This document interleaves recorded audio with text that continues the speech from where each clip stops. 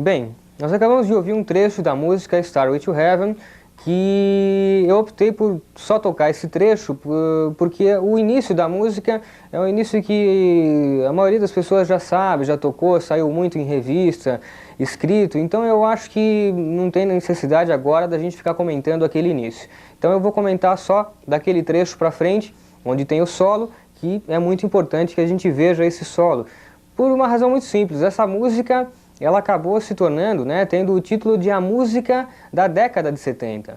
Ela foi uma música que ficou muito marcada como característica do Led Zeppelin, foi absurdamente assim ouvida, até hoje ela é muito ouvida, E você vê como é que os caras conseguiram, depois de 2 ou 3 anos, lançando 3 discos, ainda acabar lançando o Led 4 em 71, que tinha músicas maravilhosas, entre as quais essa música, que é Stairway to Heaven, que eu imagino até quanta coisa não deve ter acontecido, por causa dessa música. Faz uma ideia, quantas pessoas não ouviram, quantas criancinhas não devem ter nascido por causa dessa música, Enfim, eu vou começar por aquele trecho que prepara a entrada do solo, que ali tem um pedaço que eu quero que você preste bem atenção. Eu vou passar aqui os acordes direitinho, mas eu quero que você olhe lá na partitura, porque ela tem uns compassos ali meio estranhos. Tem um compasso de 3, depois tem um de 5, tem um outro compasso ali que é dividido por 8, que a pulsação acaba se invertendo. Então eu quero que você preste atenção na partitura, como que ela é esse pedaço, para que se você for tocar com a banda, você toque direitinho. Não toque quadradinho, como eu já vi às vezes pessoas tocando. Então presta atenção ali onde é que tem aqueles compassos diferentes. Pega a partitura, ouve aqui a fita de vídeo, ou então o disco, que você vai poder entender bem, Então ela começa ali naquele trecho com o acorde de Ré maior. E ele faz aquele lickzinho usando a segunda, a terça e a quarta, Assim.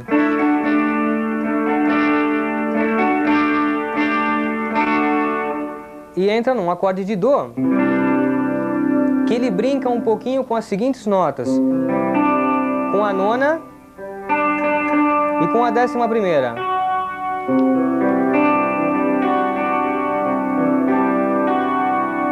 Volta aquele lickzinho inicial.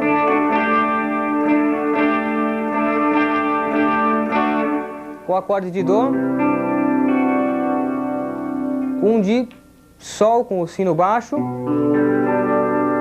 Que depois entra exatamente a base do solo, e o solo propriamente dito. A base do solo ela é muito simples, ela tem 3 acordes, Lá, Sol e Fá, todos com quinta, sem a terça, e que você também já deve saber, mas enfim, ela é mais ou menos isso daqui.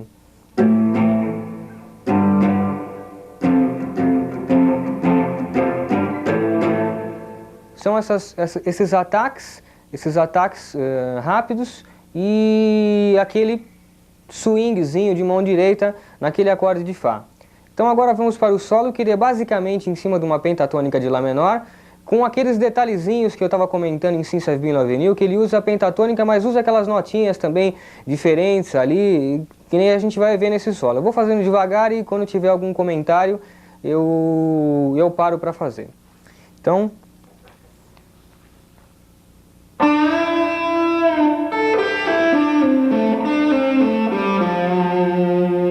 logo de cara já tem, né? A notinha Fá aqui.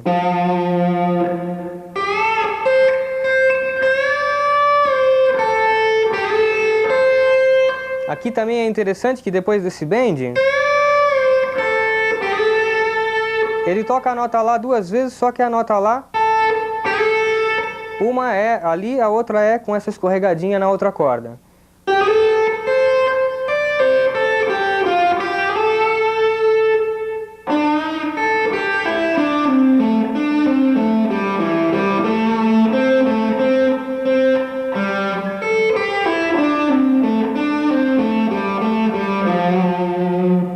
Aqui repara que tem aquela cordinha solta, hein?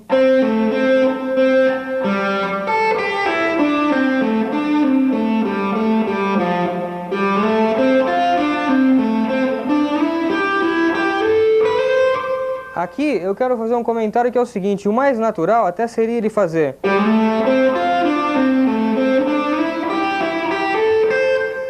é o que seria mais natural. Eu acho até mais fácil fazer assim, mas por alguma razão de timbre ele dá esse salto que até complica na execução do solo, mas ele quis fazer assim, provavelmente por uma razão de timbre. Eu respeito a maneira como ele executou o original, né?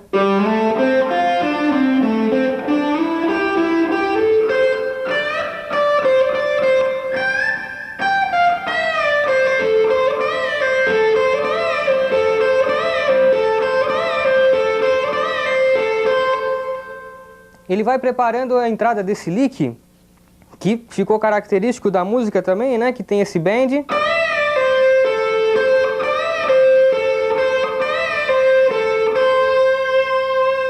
Até chegar no ponto culminante da música, que é aquele bend mais agudo, que tem uma característica que eu quero comentar aqui, que é a seguinte. Ele vai fazendo aquele lick, né? Pará, pum, pá, pá, pá, pá, pá. E na hora que entra aquele bend mais agudo, ele não entra na cabeça do tempo. Presta atenção nisso, porque eu sabia desde a primeira vez que eu ouvi que ali tinha alguma coisa que dava uma sensação diferente, né? Eu nem estudava música quando eu ouvi essa música a primeira vez, devia ter 8 anos. Mas eu sabia que ali tinha alguma coisa que era como se fosse uma facada, aquele bend, né? E um dos detalhes, além da toda a expressão que ele tem do próprio bend dele, né? Tem um detalhe técnico que eu queria comentar, que é o seguinte: ela não entra na cabeça do tempo, ela entra aquela notinha do e esse bend entra no ar, né? E era um papá, papá, papá, né? Dessa maneira aqui, ó.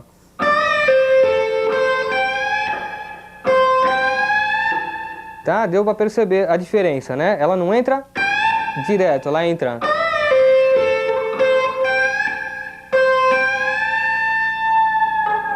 E continuando.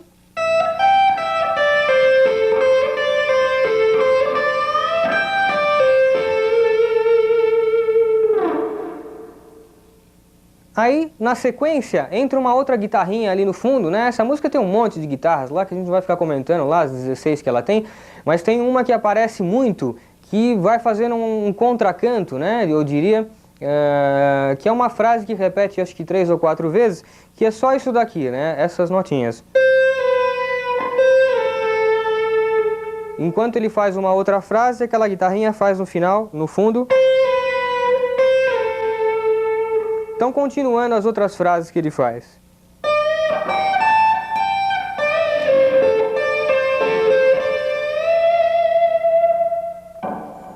Aí tem um bendzinho aqui de 1,5 tom, ó, né?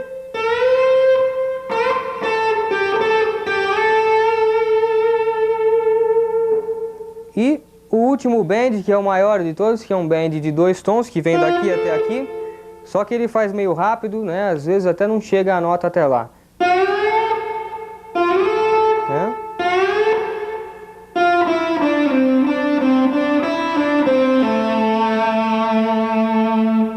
E a frasezinha final, o lickzinho final, que é esse aqui, ó.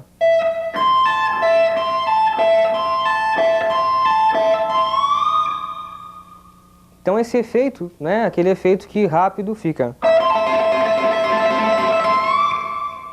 Né? Que também é uma característica do Jimmy Page, essas 2 cordinhas com uma ligadura embaixo. Então você pode perceber que esse é um solo que eu fiz poucos comentários assim a respeito musical mesmo dele, mas se você for analisar a fundo, ele do ponto de vista da composição, ele é um solo assim antológico, né? É um solo para a gente guardar, ouvir e falar, bom, como é que eu vou fazer um solo bem feito? O modelo é esse, porque ele realmente conta uma história. Eu sempre digo que a gente tem que improvisar ou fazer um solo, uma melodia, ela tem que contar uma história. Obviamente que não é uma história como a gente conta falando, as impressões ou as emoções são outras que a gente conta tocando um instrumento, mas esse solo é um que realmente conta uma historinha. Ele tem um começo, um meio, prepara, um ponto culminante e um desenvolvimento que termina e acabou, você respira e fala, ouvi um solo de guitarra, ouvi a história, né? Entendi o que o cara está contando para mim.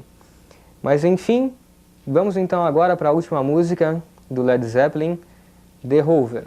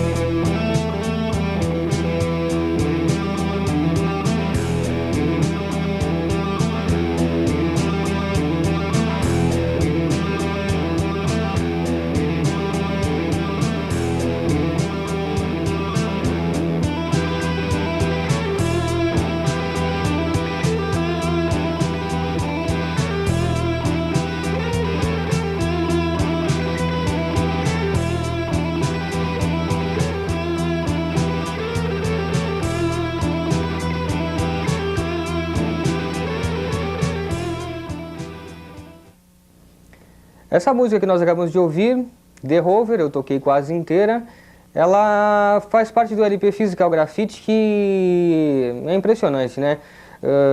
Eu até não consigo me conter aqui, eu queria até ser imparcial, mas eu não consigo me conter. Falando do Led Zeppelin, do Jimmy Page, é uma coisa impossível de eu segurar, né, a emoção.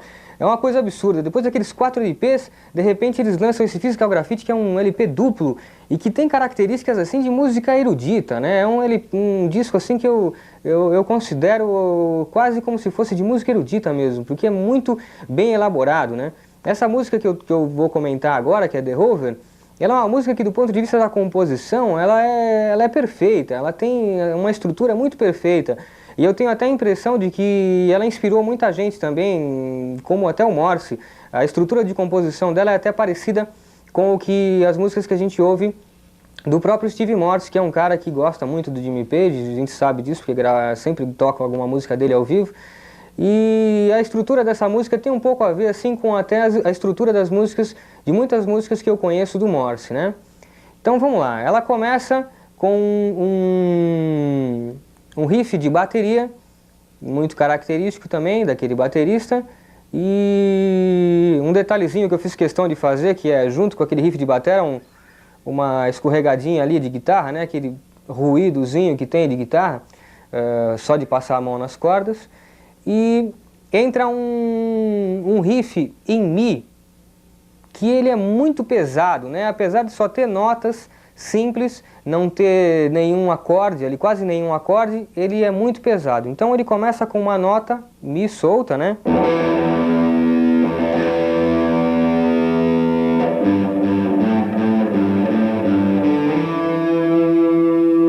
Você percebe só nota simples, mas que tem um resultado muito pesado.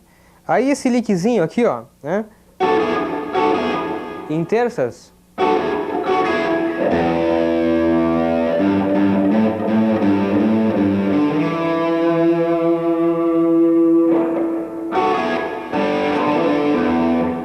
Ele faz as tercinhas, as cordas soltas. Aí preste atenção, isso aqui é muito difícil de tocar, porque tem alguns bends aqui que se eles não forem muito bem feitos, eles perdem totalmente a característica da música. Então, por exemplo, né? Esse primeiro bendzinho aqui, ele vai meio pro sol aqui, né? Meio bluesístico, mas... Aí o Si bemol vai até o Si.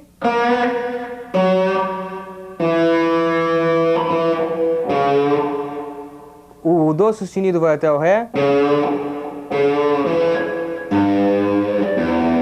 E esse Sol é aquele blues, né? Aquela nota de blues que não chega a ser meio tom, nem um tom, nem nada. É um pouquinho acima, né? Então, preste atenção, né?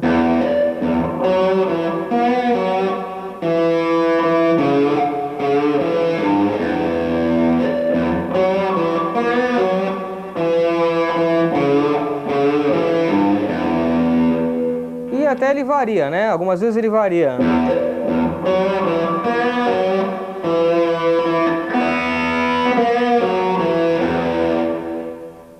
E assim por diante.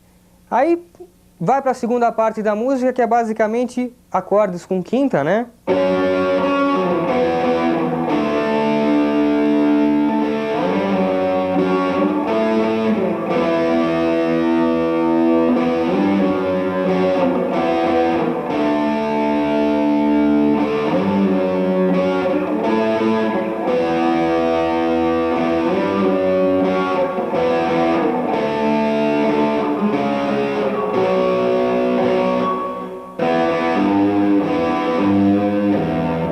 Só tem essa variação.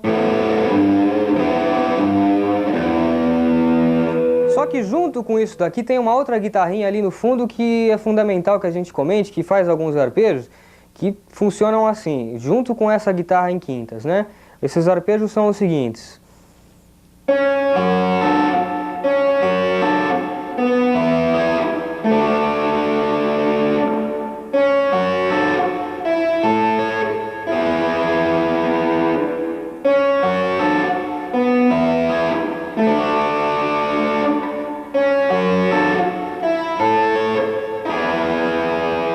E para terminar,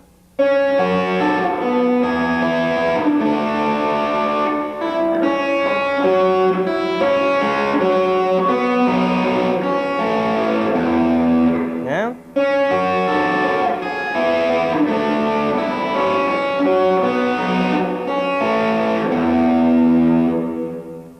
tá?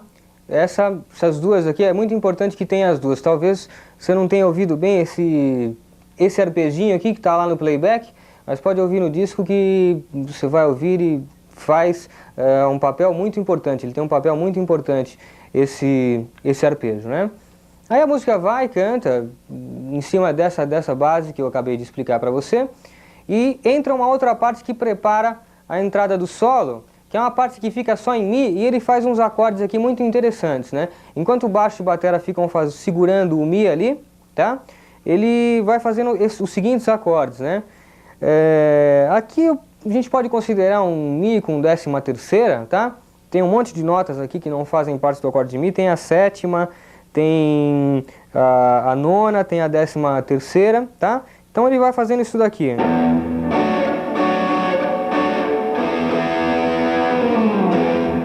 E sempre com aquele Mi adiantado, né? Que nem no começo. Sempre o Mi vem uma colcheia antes do começo do compasso, né? E aqui, obviamente, vem a tríade de Mi, né? E esse Mizão que ele dá aqui, às vezes é solto, às vezes é em quinta, e tem uma vezinha ali que ele dá ali no meio, que eu até fiz, pode voltar e prestar atenção, tem uma lá que ele dá o Si bemol, eu fiz questão de fazer porque eu gosto, inclusive. Fica esse som meio, né, tenso, tá?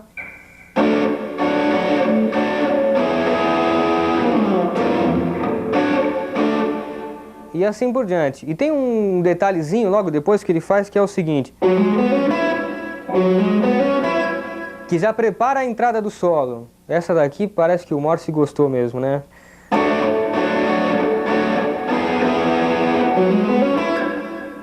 E aí, continuando, ele entra no solo que eu vou fazer devagarzinho, para você poder perceber os detalhes. Vou fazer do começo ao fim, tá? E preste atenção porque é muita melodia nesse solo, tá?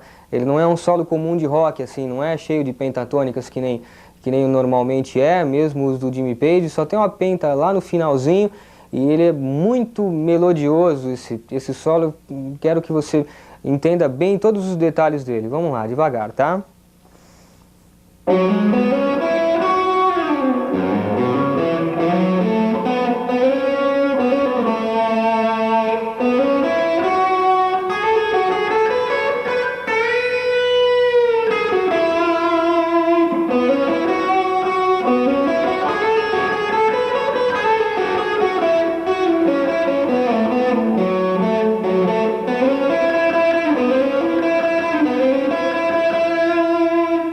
Aí vem a pentatônica no final.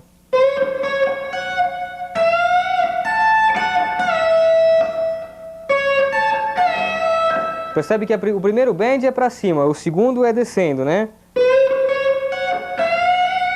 Esse é para cima, os outros são.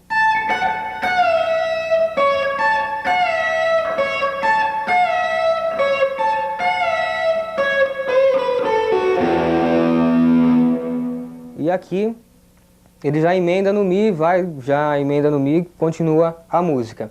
E a música continua rolando, chega no final, tem um clima no final que eu não posso deixar de comentar, porque ele é muito genial, a tensão que ele vai criando, né? Ele entra naquele tema inicial da música e vai criando a tensão a partir de variações, que é uma técnica que que a gente usa, né? Na música erudita, em composição, e no improviso, no jazz, se usa muito essa técnica de variação, tá? E ele vai variando o elemento inicial. Eu vou fazer aqui devagarzinho para você perceber todos os detalhes, tá? Então, o inicial é o seguinte.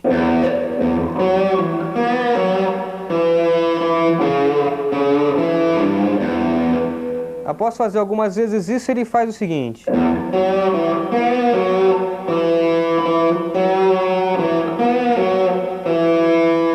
Opa, como é que é?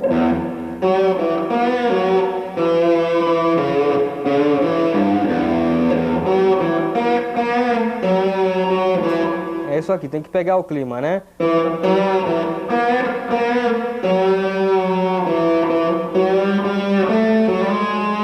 Percebe que esse blend aqui, ele não é mais só até o Sol. Nesse momento ele chega quase no Sol sustenido, naquela Blue Note, ó.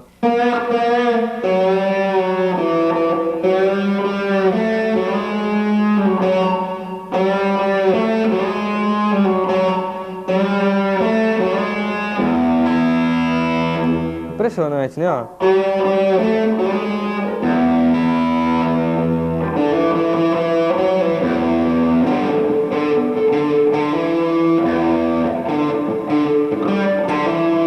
Presta atenção no ritmo, hein? Esse ritmo aqui é importante, hein?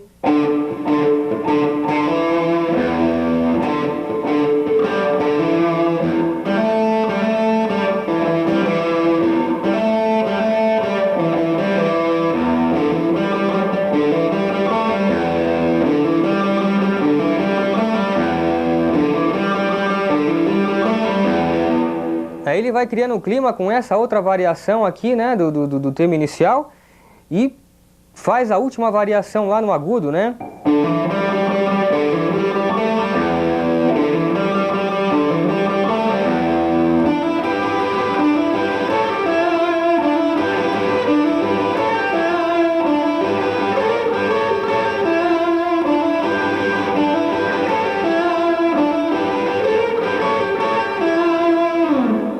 Com essa guitarrinha aqui, que nem disse um amigo meu, cheia de areia, né? Parece que ela tá cheia de areia, essa guitarrinha aqui. E continua o clima e tal, essa música vai saindo em fade out. Não sei como é que ele terminava essa música ao vivo, nunca ouvi ao vivo. Então, com essa música a gente acaba aqui de falar do Jimmy Page. E eu tenho certeza que você aprendeu, deve ter aprendido muito com essas músicas todas, com esses licks todos do Jimmy Page, né? Que eu tenho certeza que pegando assim com calma e vendo os detalhes dessas coisas que esse cara fez, mesmo que você já seja um big de um fã do Led Zeppelin como eu sou, você pegando em detalhes assim, você vai poder perceber que o cara realmente tem o grande mérito de ser considerado até hoje uma lenda viva, né?